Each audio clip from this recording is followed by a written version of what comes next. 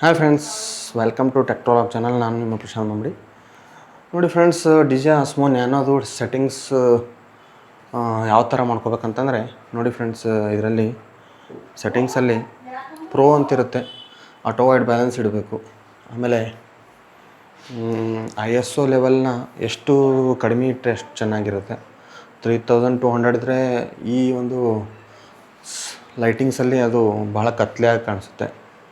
ಅದಕ್ಕೋಸ್ಕರ 6400ವರೆಗೂ ಇಡಬೇಕು. ಆಮೇಲೆ EV ಏನಿರುತ್ತಲ್ಲ, ಅದು -0.3 EV ಎಕ್ಸ್ಪೋಜರ್ ವ್ಯಾಲ್ಯೂ ಇಡಬೇಕು. ಆವಾಗ ಸ್ವಲ್ಪ ಕರೆಕ್ಟಾಗಿ ಕಾಣಿಸುತ್ತೆ ವಿಡಿಯೋ. ಇಲ್ಲಾಂದರೆ ನಾನೀಗ ಬೇರೆ ಥರ ಮಾಡಿ ತೋರಿಸ್ತೀನಿ ನೋಡಿ ಯಾವ ಥರ ಆಗುತ್ತೆ ಅಂಥೇಳಿ. ವಿಡಿಯೋನ ಚೇಂಜೇ ಆಗುತ್ತೆ ಈಗ. ಫ್ರೆಂಡ್ಸ್, ಈಗ ಮೊದಲು ನೋಡಿರೋ ವಿಡಿಯೋ ಆಮೇಲೆ ಈಗ ನೋಡ್ತಾ ಇರೋ ವಿಡಿಯೋ ನೋಡಿ. ಆವಾಗ 100 to 6400 ISO ಲೆವೆಲ್ ಇತ್ತು. ಈಗ 100 to 3200 ISO ಲೆವೆಲ್ ಇದೆ.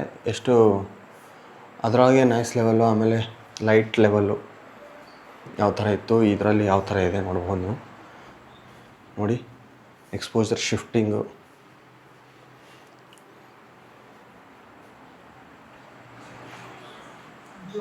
ಈ ಥರ ನೀವು ಬೇಸ್ಡ್ ಅಪಾನ್ ಲೈಟಿಂಗ್ ಕಂಡೀಷನ್ನ ನೀವು ಜಾಸ್ತಿ ಕಡಿಮೆ ಮಾಡಬಹುದು. ಬಟ್ ಯಾರೋ ಹೇಳಿದಾರೆ ಅಂಥೇಳಿ ಯಾವುದೋ ಒಂದು ಶಾರ್ಟ್ಸಲ್ಲಿ ಬಂದಿದೆ ಅಂಥೇಳಿ ನೀವು ಅದೇ ಥರ ವಿಡಿಯೋ ಸೆಟ್ಟಿಂಗ್ ಮಾಡಿಕೊಂಡ್ರೆ ಲೈಟಿಂಗ್ ಪ್ರಕಾರ ಬರಲ್ಲ ಅದು. ಅದಕ್ಕೋಸ್ಕರ ನಿಮ್ಮದು ಒಂದು ಎನ್ವೈರನ್ಮೆಂಟ್ನ ನೋಡಿಕೊಂಡು ಅದರ ಪ್ರಕಾರ ಇಟ್ಕೋಬೇಕಾಗುತ್ತೆ ಫ್ರೆಂಡ್ಸ್. ಈಗ ಮ್ಯಾನ್ಯಲ್ ವೈಟ್ ಬ್ಯಾಲೆನ್ಸ್ನ ಇಟ್ಕೊಂಡಿದ್ದೀನಿ. ಎಷ್ಟಂದರೆ 4500 ವರೆಗೂ ಇಟ್ಕೊಂಡಿದ್ದೀನಿ. ಇದು ಯಾವ ರೀತಿ ವಿಡಿಯೋ ಬರ್ತಾಯಿದೆ ನೋಡ್ಬೋದು ನೀವು. ಅಂದರೆ ನಿಮ್ಮದು ಲೈಟಿಂಗ್ ಕಂಡೀಷನ್ನು, ಆಮೇಲೆ ಬ್ಯಾಕ್ಗ್ರೌಂಡ್ ಯಾವ ಥರ ಚೇಂಜ್ ಆಗುತ್ತೆ, ಆಮೇಲೆ ನಿಮ್ಮ ಫೇಸ್ದು ಕಲರ್ ಯಾವ ರೀತಿ ಚೇಂಜ್ ಆಗುತ್ತೆ, ಅದೆಲ್ಲ ನೋಡಿಕೊಂಡು ನೀವು ಸೆಟ್ಟಿಂಗ್ ಮಾಡ್ಕೋಬೇಕಾಗುತ್ತೆ. ಇಲ್ಲಾಂದರೆ ಎಲ್ಲ ಔಟ್ ಆಫ್ ದ ರೇಂಜ್ ಹೋಗಿಬಿಡುತ್ತೆ. ಔಟ್ ಆಫ್ ದ ರೇಂಜ್ ಹೆಂಗೆ ಹೋಗುತ್ತೆ ಅಂತೇಳಿ ತೋರಿಸ್ತೀನಿ ಫ್ರೆಂಡ್ಸ್ ನಿಮಗೆ. ಈಗ ವೈಟ್ ಬ್ಯಾಲೆನ್ಸ್ನ ಕಡಿಮೆ ಮಾಡ್ತೀನಿ, 4500 ಇರೋದನ್ನ ಕಡಿಮೆ ಮಾಡ್ತೀನಿ.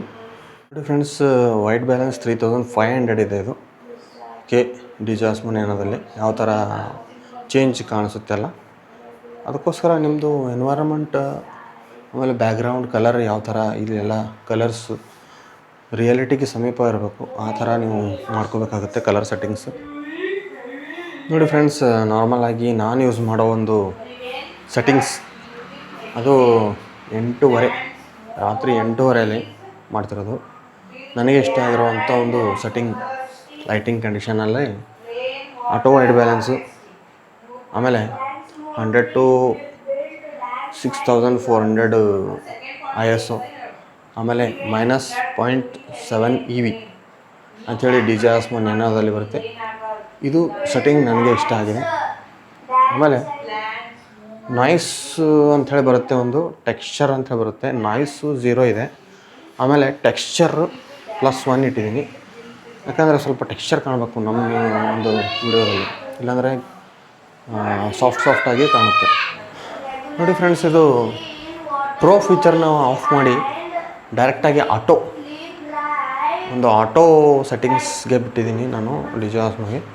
ಇದು ಯಾವ ರೀತಿ ಬರುತ್ತೆ ನೋಡ್ಬೋದು ನೀವು. ಇದರಲ್ಲಿ ನಾನು ಏನೂ ಚೇಂಜ್ ಮಾಡಿಲ್ಲ, ನಾಯ್ಸು ಚೇಂಜ್ ಮಾಡಿಲ್ಲ, ಟೆಕ್ಸ್ಚರು ಚೇಂಜ್ ಮಾಡಿಲ್ಲ, ವೈಟ್ ಬ್ಯಾಲೆನ್ಸು ಚೇಂಜ್ ಮಾಡಿಲ್ಲ, ಈವನ್ ISOನೂ ಚೇಂಜ್ ಮಾಡಿಲ್ಲ. ಅಂದರೆ ಫುಲ್ ಡಿಜೆ ಆಸ್ಮೋ ಒಂದು ನ್ಯಾನೋಗೆ ಬಿಟ್ಬಿಟ್ಟಿದ್ದೀನಿ. ಕರೆಂಟ್ ಹೋಯಿತು ಫ್ರೆಂಡ್ಸ್.